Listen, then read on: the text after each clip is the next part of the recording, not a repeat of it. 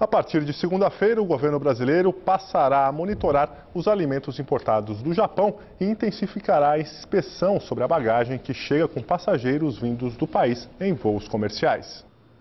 Em São Paulo, o laboratório que pode realizar análises de níveis de radiação em alimentos é o do Instituto de Pesquisas Energéticas Nucleares, o IPEM, ligado ao Ministério de Ciências e Tecnologia.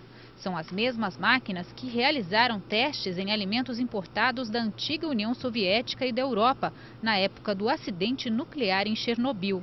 Esses equipamentos eles são capazes de detectar quantidades muito pequenas de radioatividade, em particular alguns daqueles elementos que são detectados, que estão sendo detectados lá no Japão, que é o iodo 131, o césio 134 e o césio 137. O IPEM vai fazer testes em amostras coletadas pela Anvisa nos portos, antes do desembarque dos alimentos no país. A carga fica retida até a liberação dos técnicos. Os últimos navios que chegaram aos portos brasileiros saíram do Japão antes do terremoto e do tsunami.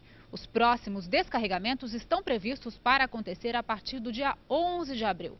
Antes mesmo de passar pelos testes, todos os produtos alimentícios importados do Japão terão que ser certificados pelas autoridades sanitárias japonesas. O Brasil importa principalmente bebidas, arroz, massas, biscoitos, peixes e algas. O Japão já interditou o comércio e a pesca em regiões afetadas pelo vazamento radioativo da usina de Fukushima. A ingestão de alimentos contaminados por altos níveis de césio 135 e iodo 131 pode trazer danos graves ao organismo. Esses elementos, quando eles são ingeridos ou inalados, eles tendem a se depositar em algum local do corpo. Então o iodo, por exemplo, o local de depósito dele no corpo é a tireoide. No caso do césio, ele se espalha por todos os tecidos moles do corpo. E esse elemento, estando ali ao lado das células, o que ele pode fazer? Ele irradia a célula, podendo quebrar as moléculas das células, inclusive o DNA. Isso pode levar a uma alteração na função da célula ou, dependendo da dose, até a morte dessas células atingidas.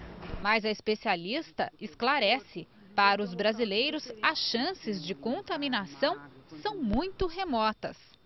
Até agora, os produtos que a gente tem aí são saudáveis, não tem nenhum tipo de contaminação. Esse acompanhamento da Anvisa, então, vai mostrar que isso provavelmente deve perdurar, e não vai haver, acredito, nenhuma restrição aos alimentos japoneses.